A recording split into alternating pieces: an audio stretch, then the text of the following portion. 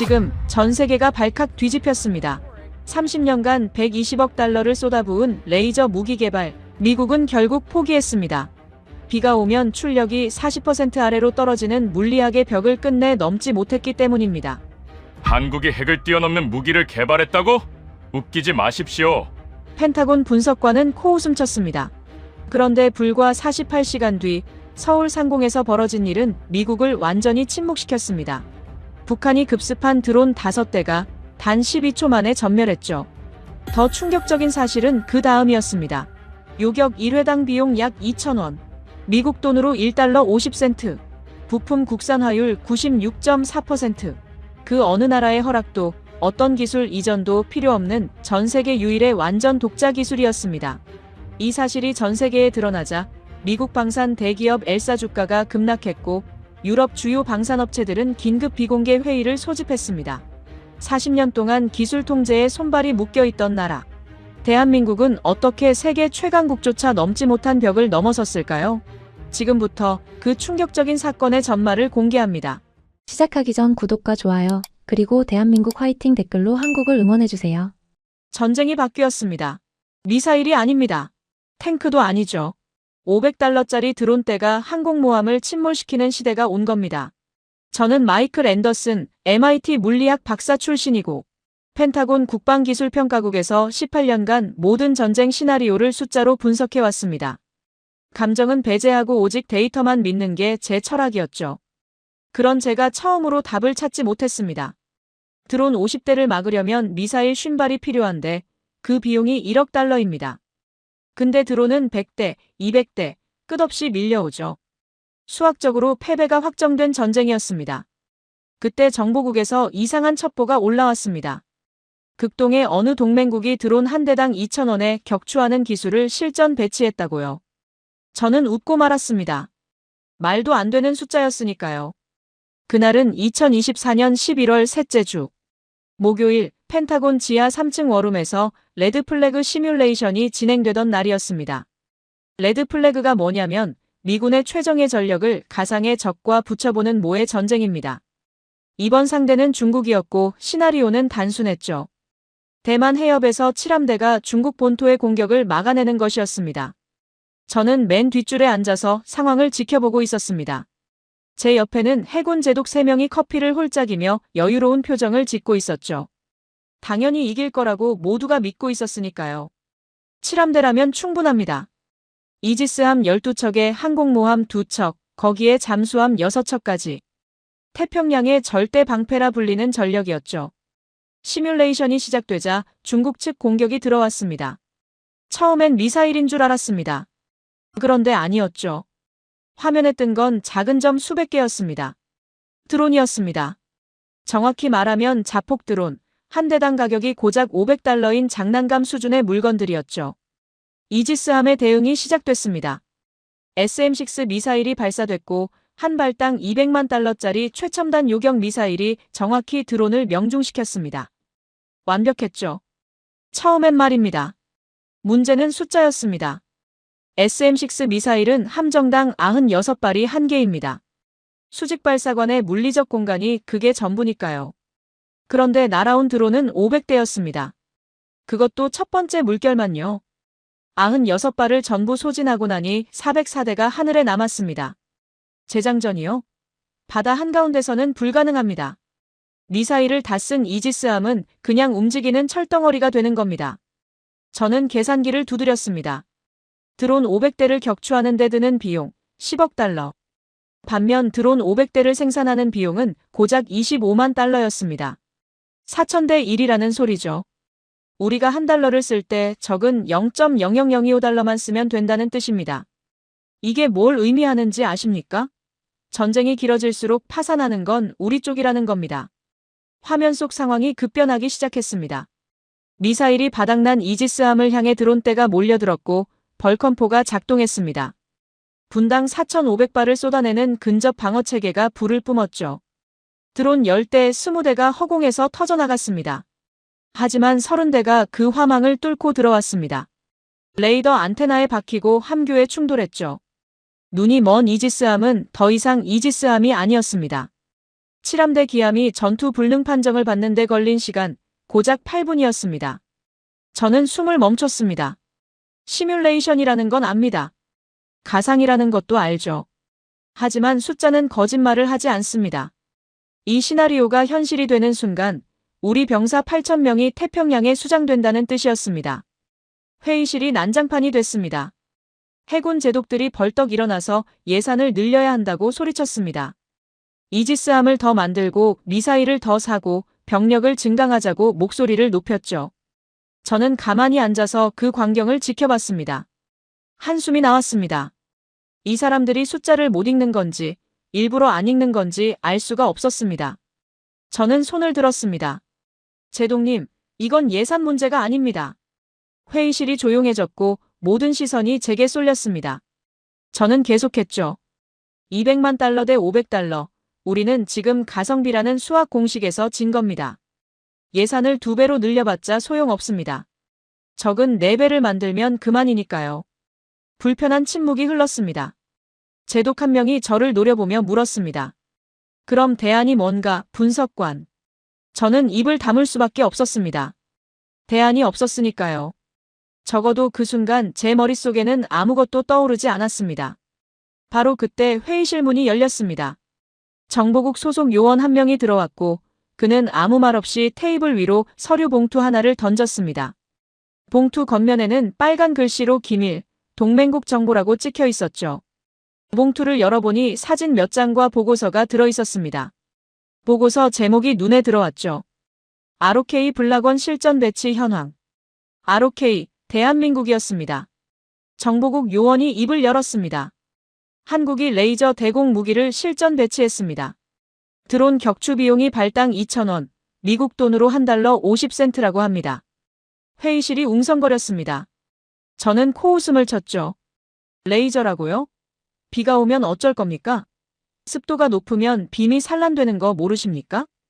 우리가 30년 동안 120억 달러를 쏟아붓고도 포기한 게 바로 그 레이저입니다. 한국이 그걸 해냈다고요? 요원은 어깨를 으쓱하며 대답했습니다. 저도 반신반의합니다. 그래서 직접 확인할 사람이 필요한 거죠. 저는 서류 속 사진을 다시 들여다봤습니다. 사진에는 컨테이너처럼 생긴 장비가 찍혀 있었는데 크기는 대형 트럭 정도였습니다. 저게 드론 킬러라는 겁니까? 농담처럼 보였습니다.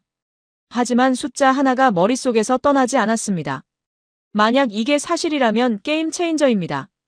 200만 달러 대 500달러라는 악몽의 공식에서 벗어날 수 있다는 뜻이니까요. 물론 저는 믿지 않았습니다. 직접 가서 허점을 찾아내야겠다고 생각했죠.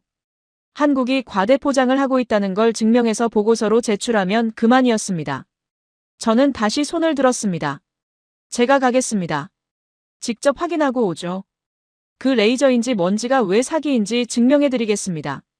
제독이 고개를 끄덕였습니다. 좋아, 일주일 줄 테니 보고 와. 회의실을 나서면서 저는 속으로 비웃었습니다. 한국이라. 우리 기술 받아서 조립이나 하던 나라 아닙니까? 우리가 포기한 걸 그들이 해냈다고요? 말이 안 되는 소리였습니다. 인천행 비행기 표를 예약하고 13시간의 비행에 올랐습니다.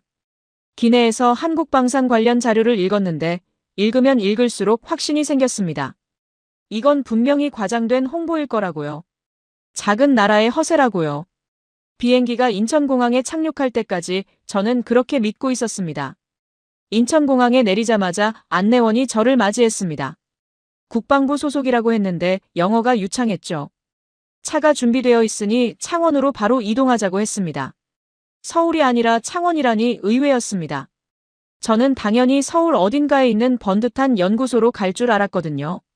차로 4시간을 달렸습니다. 고속도로를 빠져나가자 풍경이 바뀌기 시작했죠. 도시의 불빛이 사라지고 산과 논이 펼쳐졌습니다. 그러다 갑자기 하늘이 어두워지더니 비가 쏟아지기 시작했습니다. 그냥 비가 아니었습니다. 앞이 안 보일 정도로 퍼붓는 폭우였죠. 저는 속으로 웃었습니다. 이보다 완벽한 타이밍이 있을까요? 레이저 무기의 가장 큰 약점이 바로 기상 조건입니다. 비가 오면 빛이 산란되고 습도가 높으면 출력이 급격히 떨어지죠.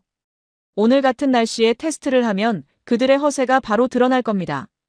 저는 창밖으로 쏟아지는 빗줄기를 바라보며 보고서 초안을 머릿속으로 작성하기 시작했습니다. 악천후 환경에서 성능 저하 확인, 실전 배치 불가 판정. 깔끔하게 끝날 것 같았죠. 국방과학연구소 창원 제세시험장에 도착한 건 밤 10시가 넘어서였습니다. 정문에서 신원 확인을 하고 들어가니 거대한 경납고 같은 건물이 보였습니다. 주변에는 아무것도 없었고 산으로 둘러싸인 분지 한가운데 그 시설만 덩그러니 서 있었죠. 보안을 위해 일부러 이런 곳에 지은 게 분명했습니다. 차에서 내리자 비가 온몸을 적셨습니다. 우산을 펴기도 전에 누군가 다가왔죠. 50대 후반으로 보이는 남자였는데 낡은 작업복에 기름때가 묻어 있었고 손에는 두꺼운 장갑을 끼고 있었습니다. 연구소 책임자라기보다는 현장 기술자처럼 보였죠. 그가 먼저 말을 걸었습니다. 앤더슨 박사님이시죠? 저는 박진우입니다. 레이저 광학 부문 총괄을 맡고 있습니다. 저는 악수를 하려고 손을 내밀었습니다. 하지만 그는 손을 맞잡는 대신 기름 묻은 장갑을 천천히 벗었죠. 죄송합니다. 방금까지 조정 작업을 하고 있었거든요. 그가 조용히 말했습니다. 저는 그제야 그의 손을 봤습니다. 기름때와 작은 화상 자국이 여기저기 나 있었죠. 이 사람은 책상에 앉아서 보고서나 검토하는 관리자가 아니었습니다. 직접 장비를 만지고 고치는 사람이었던 겁니다. 안으로 들어가시죠. 박진우가 고개를 돌려 경납고 쪽을 가리켰습니다. 저는 그를 따라 걸었습니다. 비가 점점 더 거세지고 있었죠. 경납고 안에 들어서자 거대한 장비가 눈에 들어왔습니다. 컨테이너처럼 생긴 본체에 원통형 발사 장치가 달려 있었는데 크기는 대형 트럭 정도였죠. 사진으로 봤던 것보다 훨씬 육중해 보였습니다. 하지만 솔직히 첫인상은 실망스러웠습니다. 미국의 레이저 무기시 제품들은 훨씬 세련된 디자인이었거든요. 이건 뭔가 투박하고 거칠어 보였습니다. 저는 본론부터 꺼내기로 했습니다. 박사님, 시간이 없으니 단도직입적으로 말씀드리겠습니다. 저는 빙 돌려 말하는 걸 좋아하지 않거든요. 박진우가 고개를 끄덕였습니다. 저도 그렇습니다. 편하게 말씀하시죠.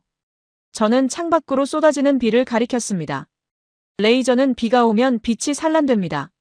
물방울이 광자를 흩뜨려서 출력이 40% 아래로 떨어지죠. 이건 물리학의 기본입니다. 오늘 같은 날씨에 저 장비를 가동하면 어떻게 됩니까? 고철 덩어리 아닙니까? 직원들 몇 명이 저를 힐끗 쳐다봤습니다. 불쾌한 표정이었죠.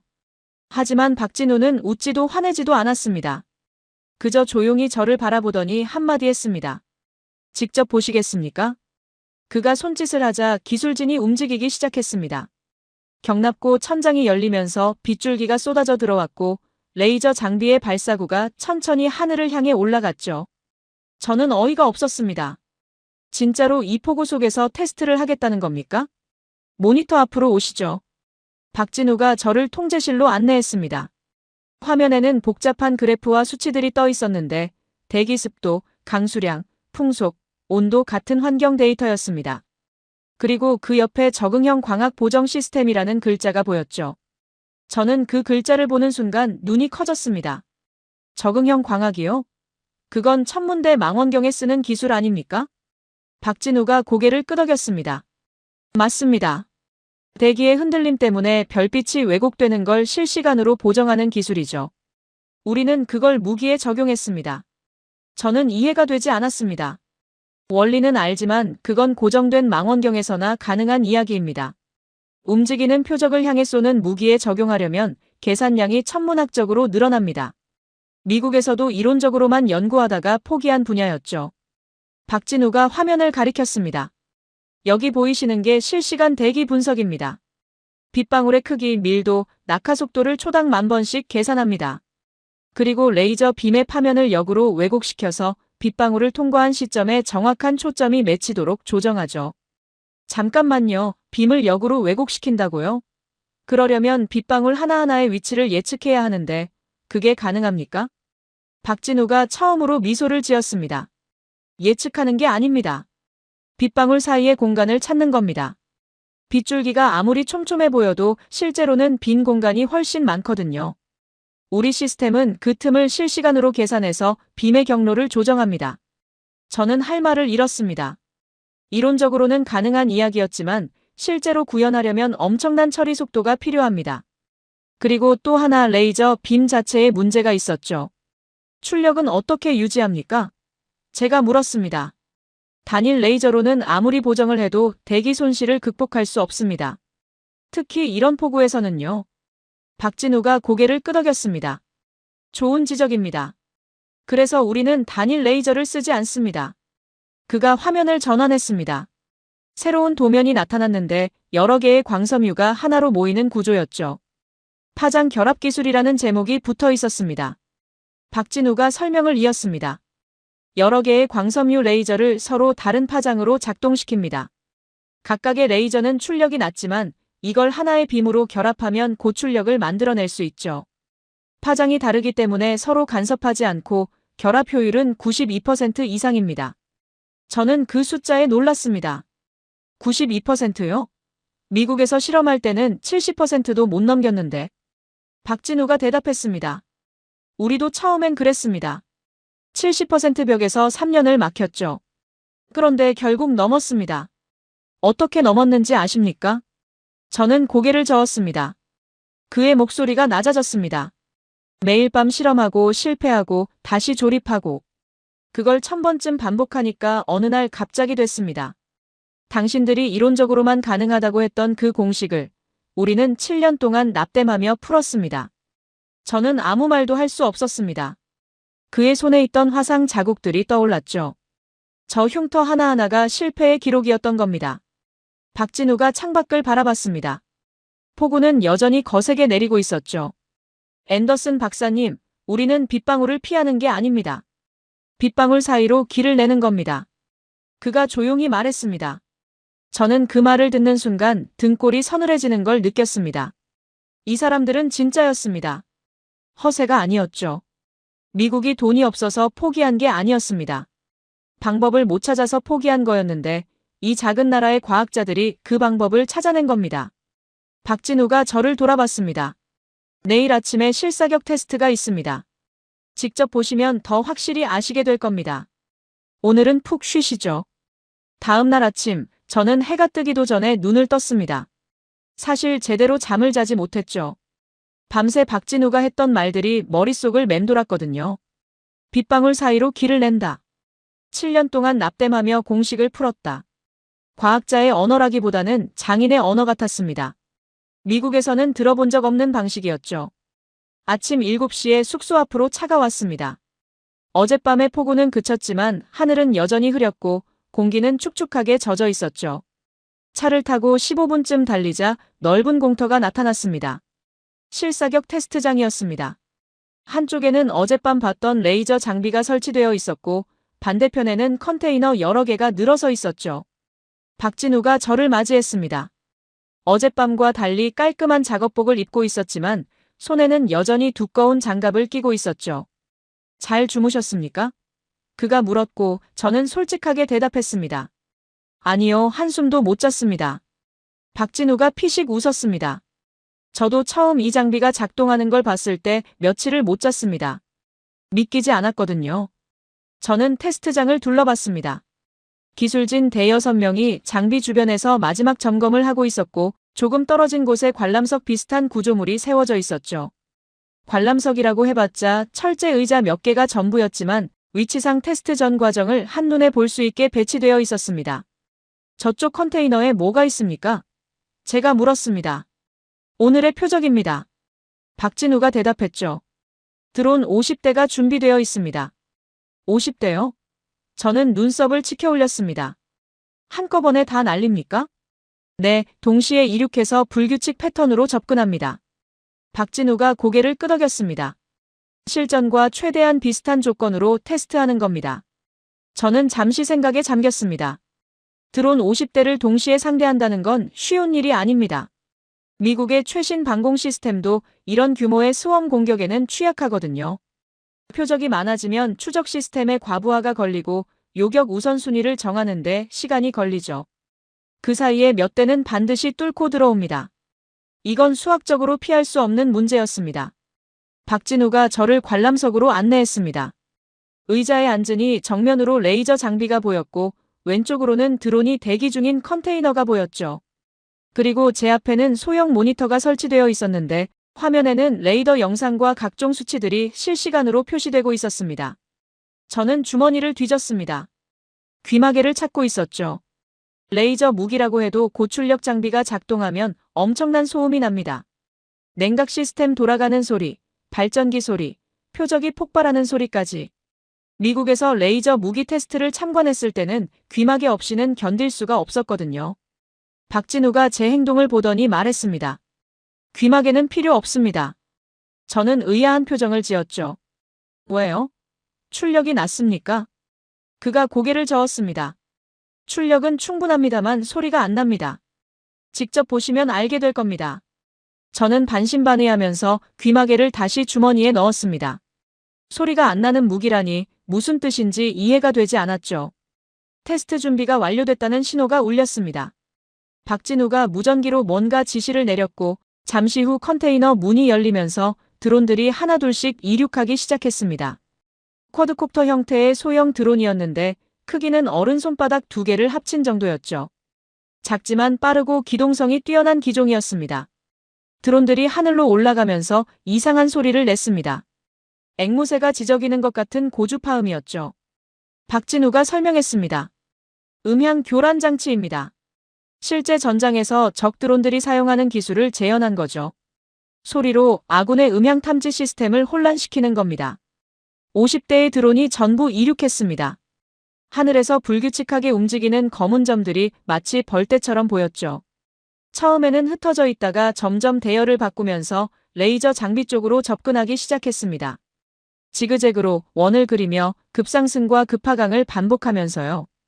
예측 불가능한 움직임이었습니다. 저는 모니터를 주시했습니다. 레이더 화면에 붉은 점 50개가 찍혀 있었고 그 점들이 빠르게 움직이고 있었죠. 드론과 레이저 장비 사이의 거리가 표시됐는데 1200m에서 시작해서 점점 줄어들고 있었습니다. 1000m, 800m, 600m. 레이저 장비가 작동하기 시작했습니다.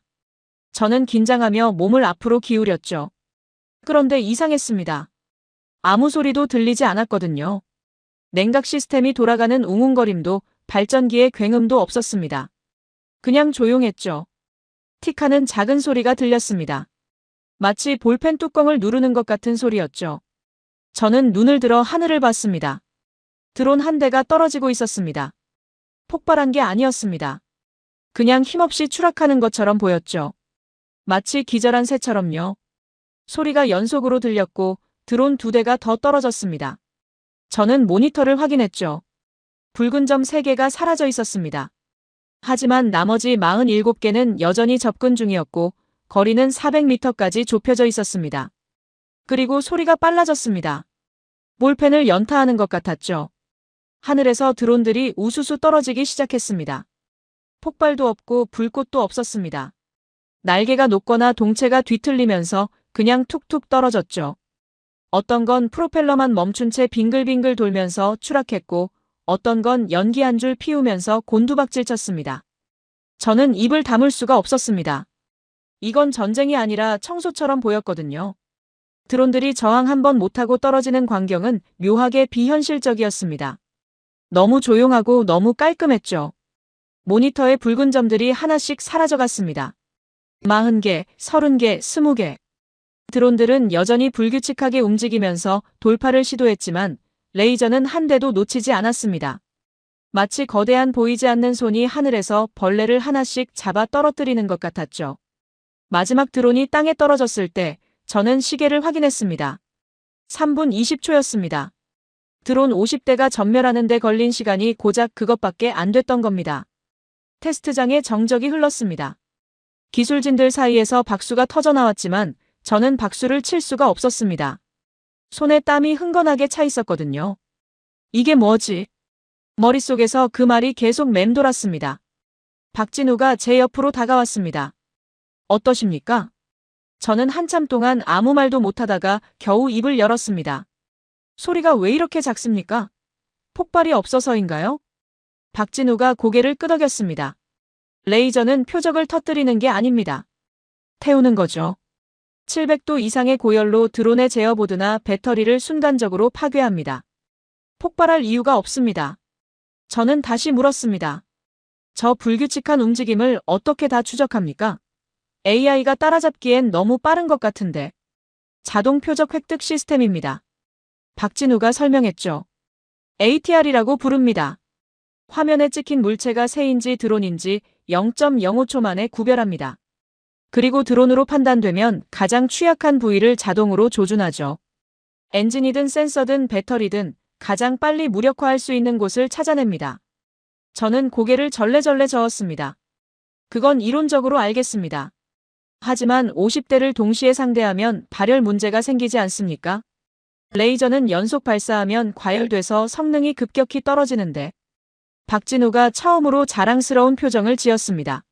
냉각 시스템을 새로 설계했습니다. 독자 기술이에요. 액체 냉각 방식인데 기존보다 10배출 효율이 3배 이상 높습니다. 오늘 테스트한 정도의 연속 사격은 문제없이 버팁니다. 이론상으로는 수천 발도 가능하죠. 저는 더 이상 질문을 할 수가 없었습니다. 모든 대답이 완벽했거든요. 기술적인 허점을 찾으려고 했는데 찾을 수가 없었습니다. 그때 박진우가 주머니에서 뭔가를 꺼냈습니다. 종이 한 장이었죠. 테스트 결과 요약과 함께 전력 소비량 영수증입니다. 저는 그 종이를 받아들었습니다. 테스트 요약은 대충 훑어봤고 눈이 멈춘 건 맨 아래 한 줄이었습니다. 한 발당 평균 비용 2,000원. 저는 그 숫자를 3번 읽었습니다. 미국 돈으로 $1 50센트도 안 되는 금액이었죠. SM-6 미사일 한 발이 200만 달러인데 이건 $1 50센트라는 겁니다. 100만 배가 넘는 차이였습니다. 저는 손이 떨리는 걸 느꼈습니다. 이건 영수증이 아닙니다. 속으로 그렇게 생각했죠. 이건 미국 방산업계에 대한 사형 선고입니다. 박진우가 조용히 말했습니다. 미국 방산업체들이 이걸 보면 어떻게 반응할까요? 저는 솔직하게 대답했습니다. 심장마비가 오겠죠. 박진우가 웃었습니다. 우리도 처음엔 계산이 틀린 줄 알았습니다. 너무 싸니까요. 그래서 10번을 다시 계산했죠. 결과는 똑같았습니다. 저는 그 종이를 접어서 주머니에 넣었습니다. 손이 아직도 떨리고 있었죠. 펜타곤에서 출발할 때 저는 한국의 허세를 폭로하러 온 사람이었습니다.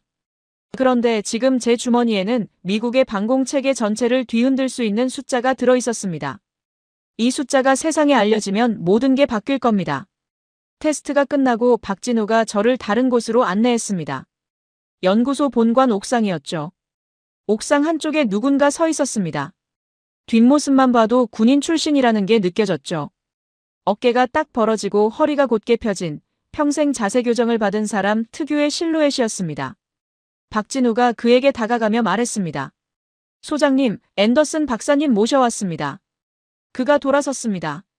이성호라고 적힌 명찰이 가슴에 달려 있었고 그 아래에는 예비역 준장이라는 직함이 붙어 있었죠. 얼굴에는 세월의 흔적이 깊게 새겨져 있었지만 눈빛만큼은 날카로웠습니다. 악수를 청하며 그가 입을 열었습니다. 오셨군요. 오늘 테스트는 어떠셨습니까? 솔직히 말씀드리면 충격을 받았습니다. 저는 그렇게 대답했죠. 예상과 완전히 달랐습니다. 이성호 소장이 고개를 끄덕였습니다. 처음 보시는 분들은 다 그런 반응을 보이십니다. 저도 처음엔 그랬으니까요. 그가 난간 쪽으로 걸어가며 손짓했습니다. 저는 그를 따라가서 난간에 기대섰죠. 남쪽으로 펼쳐진 풍경이 한눈에 들어왔습니다. 산과 들판, 그리고 저 멀리 도시의 불빛들. 평화로워 보이는 풍경이었지만 이성호 소장의 표정은 묘하게 복잡했습니다. 저기 보이는 산 너머가 부산입니다. 그가 말했죠. 그리고 북쪽으로 400km쯤 가면 휴전선이 있습니다. 여기서는 안 보이지만 우리는 늘 그걸 의식하며 삽니다. 저는 잠시 침묵했습니다. 한국이 분단국가라는 건 알고 있었지만 이렇게 직접적으로 들으니 묘한 기분이 들었거든요. 미국에서 전쟁은 항상 바다 건너 어딘가에서 일어나는 일이었습니다. 하지만 이 사람들에게 전쟁은 400km밖에 있는 현실이었죠. 소장님, 질문이 하나 있습니다. 저는 본론을 꺼냈습니다. 오늘 테스트를 보면서 계속 의문이 들었던 게 있습니다. 이성호 소장이 고개를 돌려 저를 바라봤습니다. 말씀하시죠. 저는 신중하게 단어를 골랐습니다. 오늘 본 레이저 시스템의 정밀도는 제가 예상했던 것 이상이었습니다. 이 정도 기술이면 공격용 무기로도 충분히 활용할 수 있습니다. 사거리를 늘리고 출력을 높이면 적의 시설이나 장비를 직접 타격하는 것도 가능하죠. 그런데 왜 한국은 사거리가 짧은 방어용에만 집중하는 겁니까? 이성호 소장이 한동안 말이 없었습니다. 그의 시선이 멀리 산 능선을 향해 있었죠. 저는 그가 대답을 피하려는 건가 싶어서 다시 말을 이으려 했습니다. 그런데 그가 먼저 입을 열었습니다. 앤더슨 박사님은 백곰 미사일에 대해 들어보신 적 있습니까? 백곰이요? 저는 고개를 갸웃거렸습니다. 처음 듣는 이름이었거든요. 1970년대 이야기입니다. 이성호 소장이 천천히 말을 시작했죠. 당시 한국은 자체 미사일 개발에 착수했습니다. 북한의 위협이 커지고 있었고 우리도 억지력이 필요했으니까요. 사거리 200km짜리 지대지 미사일이었습니다. 당시 기술력으로는 대단한 도전이었죠. 저는 조용히 듣고 있었습니다. 1970년대 한국이라면 전쟁이 끝난 지 20년밖에 안 된 시점이었죠. 그때 독자적인 미사일 개발을 시도했다는 건 몰랐던 사실이었습니다. 이성호 소장이 계속했습니다. 개발은 순조롭게 진행됐습니다. 시제품도 나왔고 시험 발사도 성공했죠. 연구원들은 밤을 새워가며 일했습니다. 모두가 희망에 차 있었습니다. 우리 손으로 우리를 지킬 무기를 만든다는 자부심이 있었으니까요. 그런데요? 저는 물었습니다. 뭔가 문제가 생긴 겁니까? 이성호 소장의 표정이 굳어졌습니다. 미국이 압력을 넣었습니다. 개발을 중단하라고요. 저는 순간 당혹스러웠습니다. 왜요? 동맹국이 자체 방어력을 키우는 게 미국에도 이로운 거 아닙니까? 그의 목소리가 낮아졌습니다. 표면적인 이유는 핵 확산 방지였습니다. 미사일 기술이 발전하면 핵무기 운반 수단으로 전용될 수 있다는 논리였죠. 하지만 진짜 이유는 따로 있었습니다. 진짜 이유가 뭐였습니까? 이성호 소장이 저를 똑바로 바라봤습니다. 통제입니다. 동맹국이 너무 강해지면 말을 안 듣게 되니까요. 한국이 독자적인 타격 능력을 갖추면 미국의 승인 없이 움직일 수 있게 됩니다. 그게 불편했던 거죠. 저는 할 말을 잃었습니다. 그의 말이 사실이라면 미국은 동맹국의 안보를 위해서가 아니라 통제권을 유지하기 위해 개발을 막은 셈이었습니다. 결국 백곰 프로젝트는 중단됐습니다. 이성호 소장이 담담하게 말했죠. 연구팀은 해산됐고 자료는 폐기됐습니다. 밤새워 일하던 연구원들이 하루아침에 짐을 싸야 했습니다. 어떤 사람은 울었고 어떤 사람은 분노했고 어떤 사람은 아무 말 없이 떠났습니다. 저는 그 장면을 상상해봤습니다. 자신의 인생을 걸고 매달렸던 프로젝트가 외부의 압력으로 하루아침에 무너지는 기분이 어떨지. 그건 단순한 실패가 아니었습니다. 강제로 무릎 꿇는 굴욕이었죠. 그게 끝이 아니었습니다. 이성호 소장이 말을 이었습니다. 그 뒤로 한미 미사일 지침이라는 게 생겼습니다. 한국이 개발할 수 있는 미사일의 사거리와 탄두 중량을 제한하는 협정이었죠. 처음에는 사거리 180km가 한계였습니다. 180km가 뭔지 아십니까? 서울에서 평양까지 거리가 195km입니다. 우리는 수도를 위협하는 적의 심장부조차 때릴 수 없었던 겁니다. 저는 그 숫자의 의미를 곱씹었습니다. 180km. 교묘하게 설정된 한계였죠. 방어는 가능하지만 보복은 불가능한 거리. 한국을 보호하는 것처럼 보이면서 실제로는 손발을 묶는 족쇄였습니다. 그 지침이 40년 넘게 유지됐습니다. 이성호 소장의 목소리에 쓴웃음이 섞여 있었죠. 물론 조금씩 완화되긴 했습니다. 300km, 500km, 800km. 그때마다 우리는 감사하다고 해야 했습니다. 자기 나라 지킬 무기 개발하는데 다른 나라 허락을 받아야 한다는 게 말이 됩니까? 저는 아무 대답도 할 수 없었습니다. 미국인으로서 변명할 말이 없었거든요. 이성호 소장이 난간을 짚으며 몸을 돌렸습니다. 그래서 우리는 다른 길을 찾았습니다. 공격이 안 되면 방어라도 완벽하게 하자. 누구도 우리 하늘을 뚫지 못하게 만들자. 그게 이 레이저 프로젝트의 시작이었습니다. 그제야 저는 이해가 됐습니다.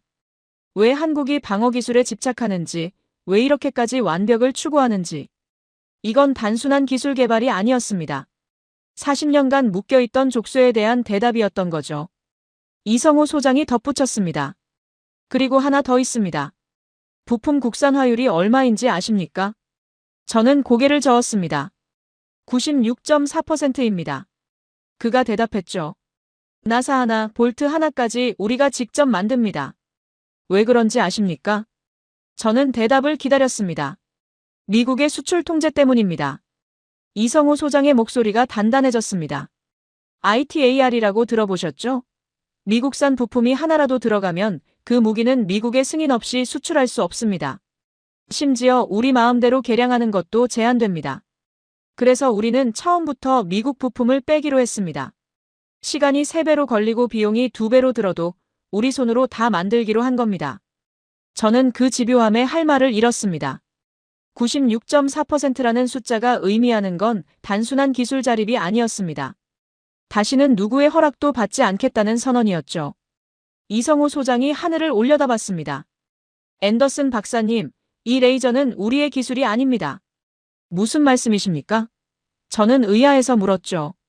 그가 천천히 대답했습니다. 이건 우리의 공포가 만든 겁니다. 70년간 전쟁의 위협 속에 살아온 공포, 그리고 40년간 손발이 묶여있던 굴욕. 그 두 가지가 합쳐져서 이 무기가 태어났습니다. 우리는 공격할 힘을 빼앗겼기에 누구도 우리를 공격하지 못하게 막는 절대 방어에 미칠 수밖에 없었습니다. 이 레이저는 기술의 결정체가 아닙니다. 우리의 공포와 오기가 만들어낸 결정체입니다. 저는 그 말을 듣는 순간 가슴이 먹먹해지는 걸 느꼈습니다. 이 사람들이 왜 이렇게까지 했는지 이제야 조금은 알 것 같았거든요. 이건 자존심 싸움이 아니었습니다. 생존을 위한 몸부림이었죠. 바람이 불어왔습니다. 이성호 소장의 머리카락이 흩날렸고 그의 눈가에 깊이 팬 주름이 더 선명하게 보였습니다. 저는 문득 궁금해졌습니다. 이 사람은 그 40년의 세월 동안 무엇을 보고 무엇을 느꼈을까? 얼마나 많은 좌절과 분노를 삼켜야 했을까? 저는 조심스럽게 입을 열었습니다. 소장님, 한 가지만 더 여쭤봐도 되겠습니까?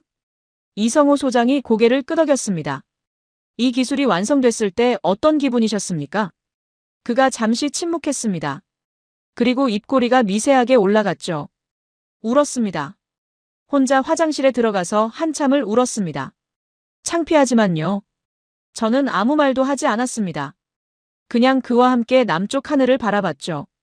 평화로워 보이는 풍경 뒤에 70년의 상처가 있다는 걸 저는 그제야 깨달았습니다. 그날 저녁, 저는 서울로 이동했습니다. 창원에서 KTX를 타고 2시간 반쯤 달리니 서울역에 도착했죠. 역에서 내리자 도시의 규모에 압도당하는 느낌이었습니다. 빌딩 숲이 끝없이 펼쳐지고 거리에는 사람들이 빼곡하게 오가고 있었죠. 이렇게 거대한 도시가 휴전선에서 불과 50km 거리에 있다는 게 실감이 나지 않았습니다. 이성호 소장이 직접 저를 안내했습니다. 차를 타고 20분쯤 달리자 용산 일대가 나타났죠. 대통령실이 있는 곳이라고 했습니다. 주변에는 고층 빌딩들이 빽빽하게 들어서 있었고 거리에는 퇴근길 시민들로 북적거렸습니다. 평범한 저녁 풍경이었죠. 차가 어느 빌딩 지하 주차장으로 들어갔습니다. 엘리베이터를 타고 올라가니 옥상이 나왔는데 거기서 저는 멈춰 섰습니다. 서울의 야경이 한눈에 펼쳐졌거든요. 수천 개의 불빛이 반짝이고 한강이 도시를 가로지르며 흐르고 저 멀리 남산타워가 빛나고 있었습니다. 숨이 멎을 것 같은 광경이었죠. 이성호 소장이 제 옆에 섰습니다. 아름답죠? 1000만 명이 사는 도시입니다. 수도권까지 합치면 2500만 명이 넘고요. 저는 고개를 끄덕였습니다. 뉴욕보다 인구 밀도가 높겠군요. 그렇습니다. 이성호 소장이 대답했죠. 그리고 저 불빛들 아래 있는 사람들 대부분은 자기 머리 위에 뭐가 있는지 모릅니다.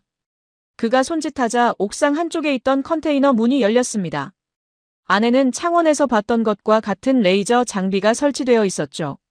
다만 크기가 조금 작았고 외관이 일반 공조 설비처럼 위장되어 있었습니다. 언뜻 보면 그냥 빌딩 옥상에 흔히 있는 시설물 같았죠. 블락원 위장 진지입니다.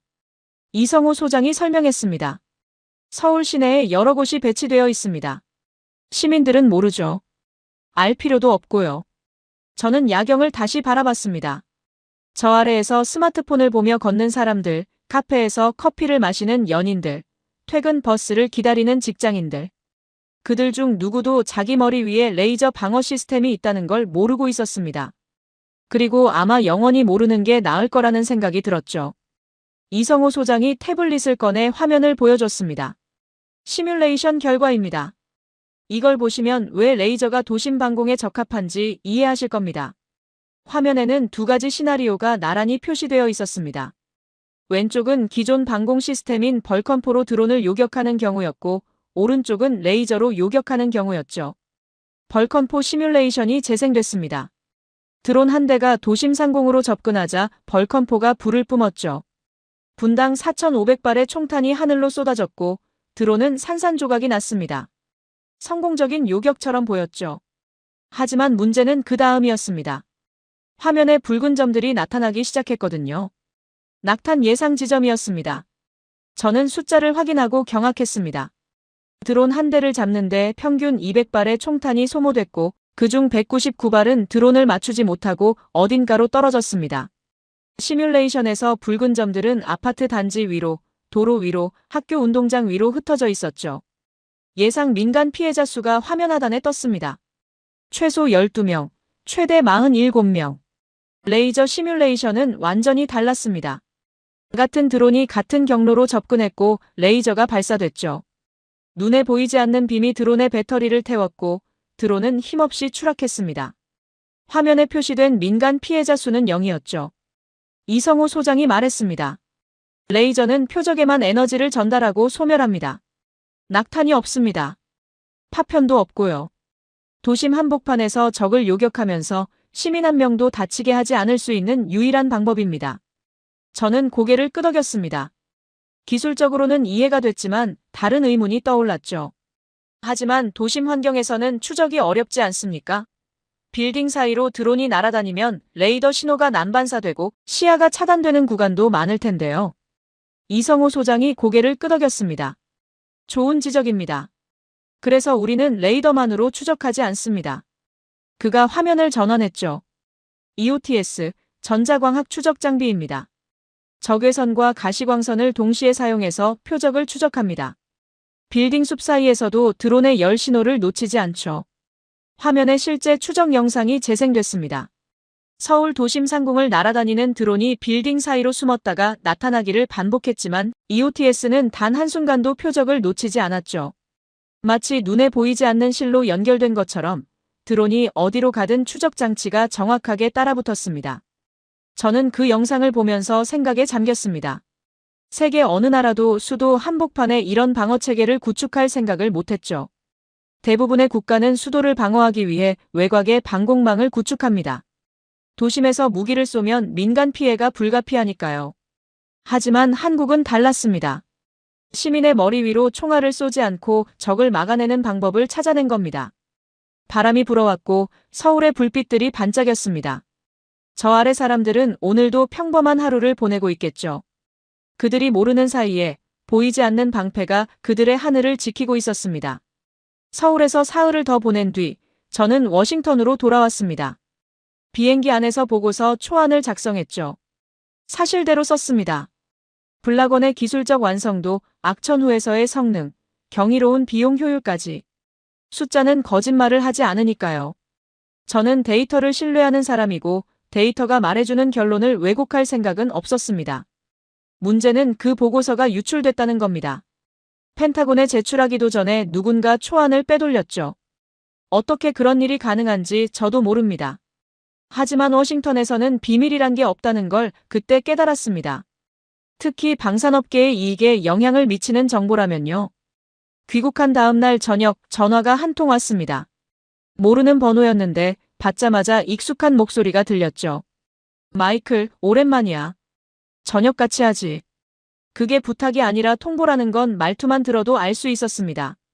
저녁 장소는 조지타운의 고급 레스토랑이었습니다. 정치인들과 로비스트들이 자주 드나드는 곳이죠.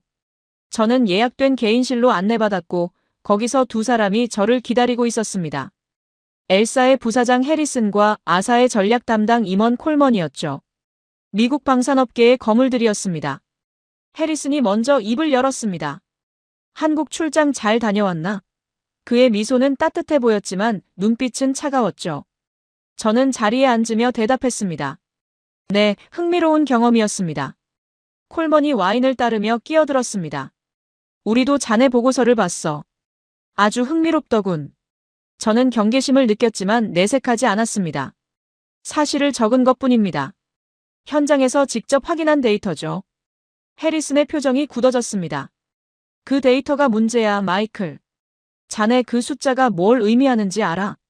우리 회사 시가총액이 800억 달러야. 자네 보고서가 공개되는 순간 주가가 30%는 빠질 거야. 하룻밤에 240억 달러가 증발한다는 소리지. 콜먼이 고개를 끄덕이며 덧붙였습니다. 패트리어트 미사일 한 발에 400만 달러야. 근데 한국이 한 달러 50센트에 같은 일을 한다고? 의회에서 뭐라고 하겠어?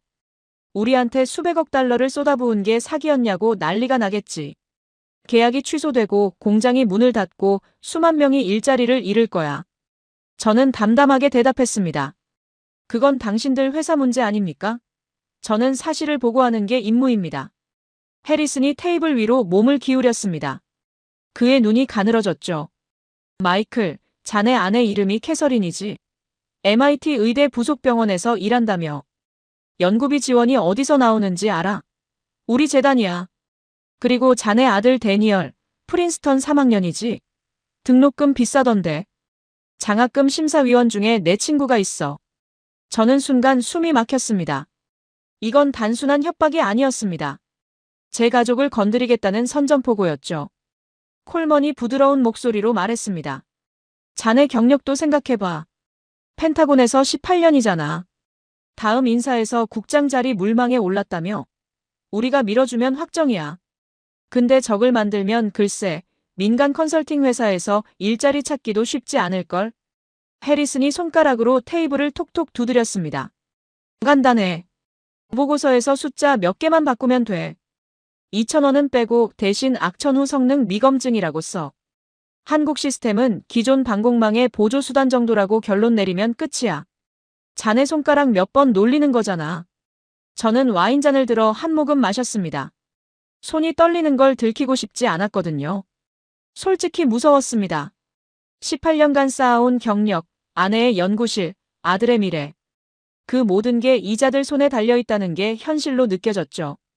그때 레스토랑 벽에 걸린 TV 화면이 눈에 들어왔습니다. 뉴스가 나오고 있었죠. 우크라이나 속보였습니다.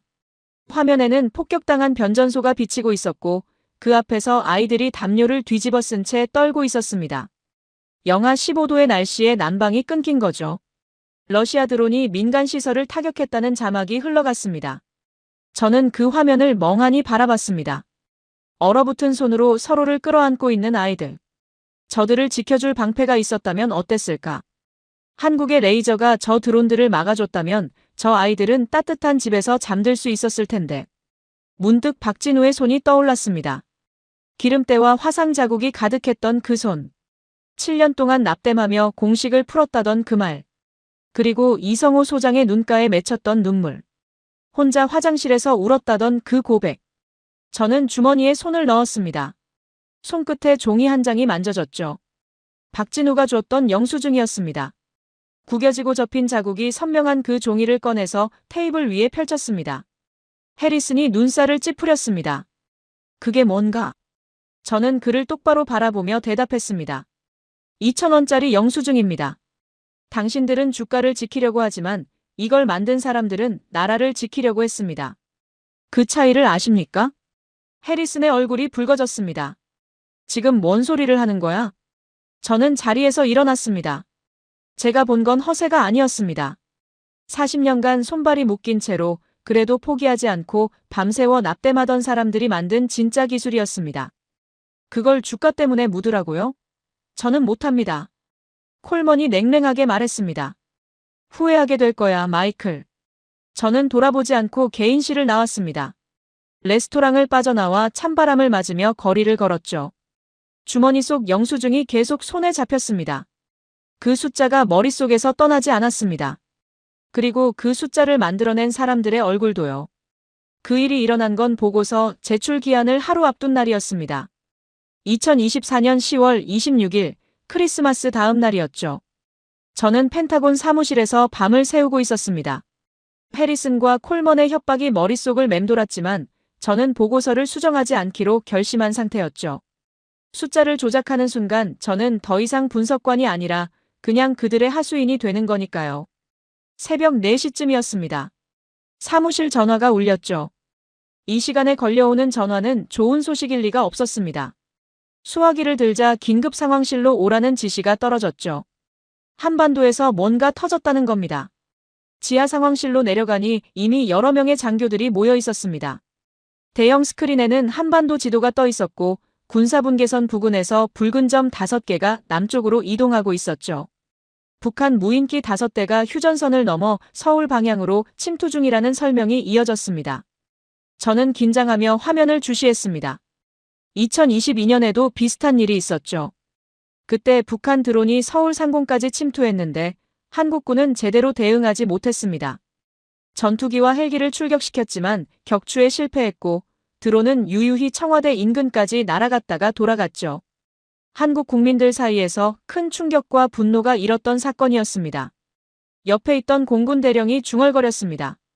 또 시작이군. 이번에도 못 잡으면 한국 정부는 난리가 나겠어. 저는 대답하지 않았습니다. 대신 화면 속 붉은 점들의 이동 경로를 분석했죠. 드론들은 일정한 간격을 유지하며 남하하고 있었는데 고도가 낮았습니다. 100m에서 200m 사이. 레이더에 잡히기 어려운 고도였죠. 게다가 속도도 빨랐습니다. 시속 150km 정도. 소형 드론치고는 상당한 속도였습니다. 스크린 한쪽에 한국 공군의 대응 현황이 표시됐습니다. 전투기 출격 준비 중. 그런데 이상한 점이 있었죠. 2022년에는 즉각 코브라 헬기가 출격했는데 이번에는 헬기 출격 명령이 없었습니다. 제가 물었습니다. 한국군은 왜 헬기를 안 띄우는 겁니까? 정보장교가 대답했습니다. 모르겠습니다. 뭔가 다른 대응을 준비하는 것 같은데 상세 내용은 파악이 안 됩니다. 저는 직감적으로 알았습니다. 블락원이구나. 그들이 실전 배치한 그 레이저 시스템을 사용하려는 거구나. 드론들이 서울 북부 외곽에 접근하고 있었습니다. 화면에 표시된 거리는 15km. 10분 안에 서울 도심 상공에 도달할 수 있는 거리였죠. 상황실의 긴장감이 고조됐습니다. 모두가 숨을 죽이고 화면을 주시했죠. 그때 변화가 생겼습니다. 화면 한쪽에 새로운 표시가 나타났죠. 한국군 방공 시스템 가동이라는 문구였습니다. 하지만 미사일 발사 신호는 없었습니다. 레이더에 아무런 요격체 궤적이 잡히지 않았죠. 공군 대령이 고개를 갸웃거렸습니다. 뭘로 막으려는 거지? 미사일도 안 쏘고. 저는 대답하지 않았습니다. 눈을 화면에 고정한 채 기다렸죠. 심장이 빠르게 뛰고 있었습니다. 창원에서 봤던 그 장면이 머릿속에 떠올랐거든요. 소리 없이, 연기 없이 하늘에서 툭툭 떨어지던 드론들. 첫 번째 붉은 점이 사라졌습니다.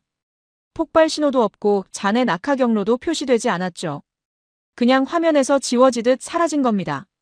상황실이 술렁였습니다. 두 번째, 세 번째 점이 연속으로 사라졌습니다. 간격은 2초 정도였죠. 네 번째, 다섯 번째. 북한 드론 5대가 전멸하는 데 걸린 시간은 12초였습니다. 서울 도심 진입 직전, 마치 보이지 않는 손이 하늘에서 쓸어버린 것처럼 깔끔하게 제거된 겁니다. 상황실이 조용해졌습니다. 아무도 말을 하지 않았죠.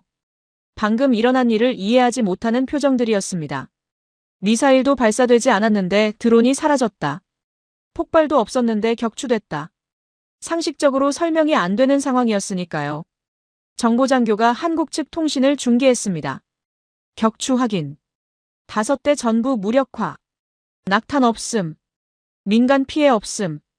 요격 소요 시간 12초. 공군 대령이 멍한 표정으로 물었습니다. 뭘로 잡은 거야? 미사일도 안 쐈는데? 저는 조용히 대답했습니다. 레이저입니다. 한국이 실전 배치한 레이저 대공 시스템이죠. 상황실의 시선이 제게 쏠렸습니다. 대령이 물었죠. 자네가 지난주에 시찰 다녀온 그거? 저는 고개를 끄덕였습니다. 네, 블락원이라고 합니다. 드론 한 대 격추 비용이 2,000원, 미국 돈으로 $1 50센트 정도입니다. 누군가 헛웃음을 터뜨렸습니다. $1 50센트라고? 농담하나? 저는 고개를 저었습니다. 농담이 아닙니다. 제가 직접 테스트를 참관했습니다. 폭우 속에서 들어온 50대를 3분 만에 전멸시키는 걸 봤죠. 소리도 없고 연기도 없었습니다. 방금 화면에서 보신 것과 똑같았습니다. 상황실이 다시 조용해졌습니다. 사람들의 표정이 복잡해 보였죠. 믿기 어렵다는 표정, 당혹스럽다는 표정, 그리고 일부는 불쾌하다는 표정이었습니다. 미국이 수십 년간 연구하다 포기한 기술을 한국이 완성했다는 게 자존심 상하는 모양이었죠. 저는 화면을 다시 바라봤습니다. 서울 도심의 불빛들이 위성 영상으로 보였죠. 1,000만 명의 시민들이 저 불빛 아래에서 살고 있었습니다. 그들 대부분은 방금 무슨 일이 일어났는지 모를 겁니다. 출근 준비를 하거나 아침밥을 먹거나 아이들을 깨우고 있겠죠. 자기 머리 위로 적의 드론이 날아왔다가 조용히 사라졌다는 걸 알 리가 없었습니다.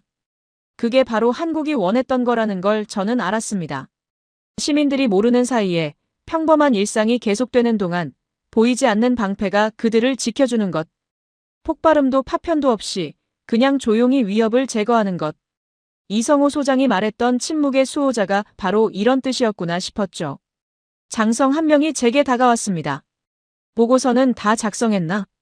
네, 내일 제출할 예정입니다. 저는 대답했죠. 그가 화면을 가리키며 말했습니다.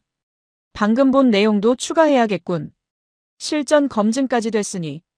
저는 고개를 끄덕였습니다. 물론입니다. 사실 그대로 쓰겠습니다. 장성이 저를 똑바로 바라봤습니다. 위에서 압력이 있다는 얘기 들었네. 괜찮겠나? 저는 잠시 생각했습니다. 해리슨과 콜먼의 협박이 떠올랐죠. 아내의 연구실, 아들의 장학금, 제 경력. 그들이 위협했던 모든 것들. 하지만 동시에 박진우의 손에 새겨진 화상 자국도 떠올랐습니다. 그리고 이성호 소장이 화장실에서 혼자 울었다던 그 이야기도요. 저는 대답했습니다. 방금 보신 게 답입니다, 장군님. 12초 만에 드론 5대를 격추하고 민간인 피해는 제로였습니다.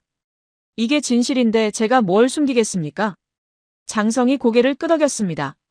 그는 아무 말 없이 돌아섰고 저는 다시 화면을 바라봤죠. 서울의 불빛들이 반짝이고 있었습니다. 저 불빛 아래 사람들은 오늘도 평범한 하루를 시작하겠죠. 그들이 영원히 모르는 게 좋겠다고 생각했습니다. 자기들을 지켜주는 빛이 있다는 걸, 그 빛이 얼마나 많은 사람들의 땀과 눈물로 만들어졌는지를요.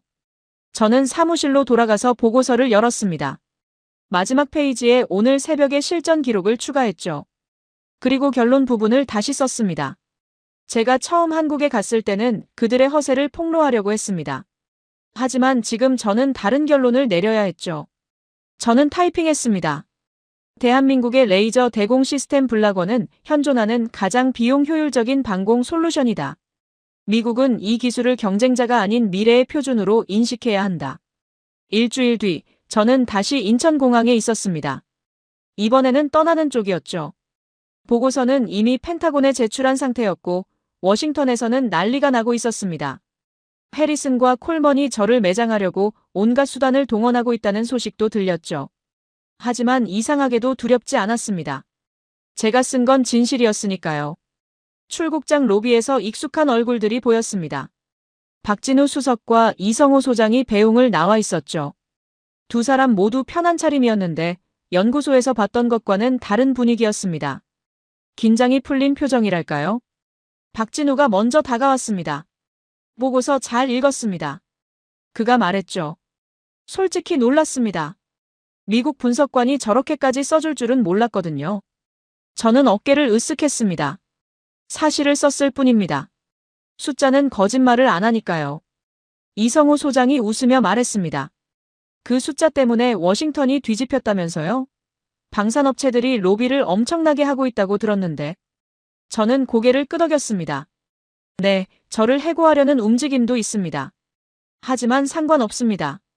진실은 이미 기록됐으니까요. 누가 저를 내쫓는다고 해서 12초라는 숫자가 바뀌지는 않습니다.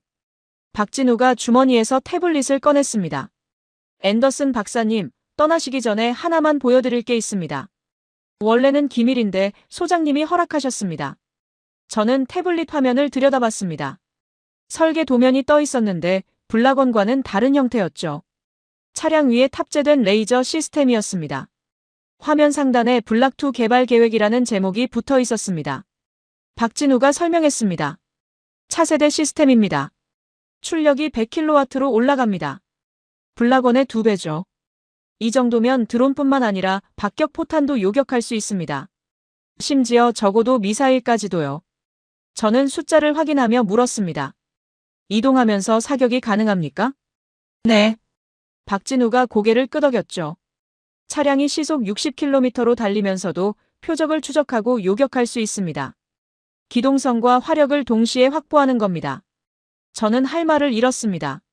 블락원만 해도 충격적이었는데 이미 다음 단계를 준비하고 있다니. 이 사람들은 대체 어디까지 갈 생각인 걸까요? 이성호 소장이 말했습니다. 우리는 멈추지 않습니다. 70년간 그래왔듯이 앞으로도 계속 갈 겁니다.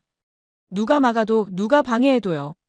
저는 태블릿을 돌려주며 두 사람을 바라봤습니다.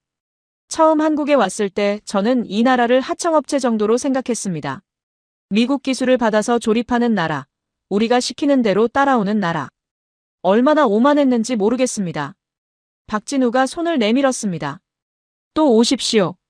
다음에는 블락2 테스트를 보여드리겠습니다. 저는 그의 손을 잡았습니다.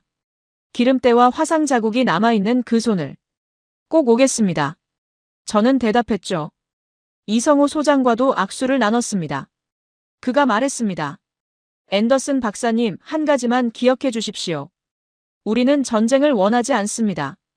다만 전쟁이 오더라도 우리 국민이 다치지 않기를 원할 뿐입니다. 이 기술은 그 소망이 만들어낸 겁니다. 저는 고개를 끄덕이고 출국장으로 들어갔습니다. 보안 검색을 통과하고 탑승구로 걸어가면서 생각에 잠겼죠. 70년 전 이 나라는 전쟁의 폐허 위에 서 있었습니다. 소총 한 자루 제대로 만들지 못하던 나라였죠. 미국의 원조 없이는 하루도 버틸 수 없었던 나라. 그런데 지금은 어떻습니까? 미국이 30년간 120억 달러를 쏟아붓고도 실패한 기술을 완성한 나라. 40년간 묶여있던 족쇄를 스스로의 힘으로 끊어낸 나라. 빛으로 하늘을 지키는 나라가 됐습니다. 비행기에 올라 자리에 앉았습니다. 창밖으로 인천공항의 풍경이 보였죠. 저는 노트북을 열고 보고서 파일을 다시 열었습니다. 제목을 수정해야겠다는 생각이 들었거든요. 원래 제목은 한국형 레이저 무기 평가 보고서였습니다. 너무 밋밋했죠. 저는 제목을 지우고 새로운 문구를 타이핑했습니다. 글로벌 방공의 새로운 표준 대한민국. 비행기가 활주로를 달려 하늘로 올라갔습니다. 창밖으로 한반도가 멀어져 갔죠. 저는 그 땅을 내려다보며 생각했습니다. 저 작은 반도에서 수천만의 사람들이 살고 있다. 그들은 70년간 전쟁의 위협 속에서 살아왔지만 굴복하지 않았다. 손발이 묶여 있어도 포기하지 않았다. 그리고 마침내 스스로의 힘으로 하늘을 지키는 방패를 만들어냈다. 저는 가르치러 갔다가 배우고 돌아왔습니다. 세계 최강국의 분석관이라는 자부심을 갖고 갔는데 돌아오는 길에는 겸손을 배웠죠. 대한민국은 더 이상 따라오는 나라가 아니었습니다. 그들이 가는 길이 이제는 세계가 따라가야 할 길이 된 겁니다. 노트북을 덮고 눈을 감았습니다. 저는 제가 본 것을 절대 잊지 않을 겁니다. 빗방울 사이로 길을 내던 그 빛을 7년간 납땜하며 불가능을 가능으로 바꾼 그 사람들을, 그리고 12초 만에 서울의 하늘을 지켜낸 그 순간을요. 여러분, 오늘 이야기 어떠셨습니까? 미국이 30년간 120억 달러를 쏟아붓고도 포기했던 레이저 기술, 그걸 대한민국의 과학자들이 7년간 밤을 새워가며 완성해냈습니다. 발당 2,000원으로 적의 드론을 격추하고 12초 만에 서울의 하늘을 지켜낸 그 기적 같은 이야기였죠. 40년간 손발이 묶여 있어도 포기하지 않았던 사람들, 나사 한 개까지 국산화하며 누구의 허락도 필요 없는 무기를 만들어낸 사람들의 이야기였습니다. 오늘 영상이 감동이었다면 댓글창에 대한민국 만세 6글자로 우리 대한민국을 응원해 주십시오. 여러분의 댓글 하나하나가 이 나라를 지키는 모든 분들께 전해지는 응원이 될 겁니다. 저는 다음에도 여러분의 가슴을 뜨겁게 만들 감동적인 이야기로 찾아오겠습니다. 구독과 좋아요, 알림 설정까지 부탁드립니다. 감동방송TV였습니다.